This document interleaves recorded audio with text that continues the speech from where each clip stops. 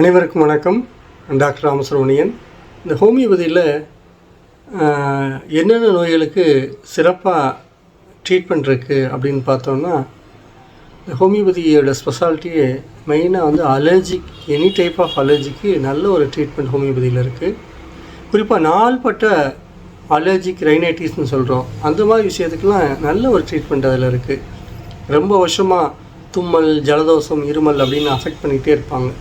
So நிறைய treatment எடுத்திருப்பாங்க.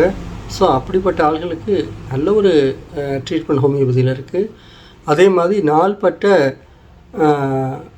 மூக்கடைப்பு தொந்தரவு, அதே மாதிரி டான்சிலைட்டிஸ்ன்னு சொல்கிறோம், தொண்டையில் சதை வளர்ச்சி, அது நேசல் பாலிப்ஸ்ன்னு சொல்கிறோம், மூக்கில் வரக்கூடிய சதை வளர்ச்சி, இதுக்கெல்லாம் அடினாய்ட்ஸ், இதுக்கெல்லாம் ஹோமியோபதியில் ரொம்ப எக்ஸலண்ட்டான ட்ரீட்மெண்ட் இருக்குது.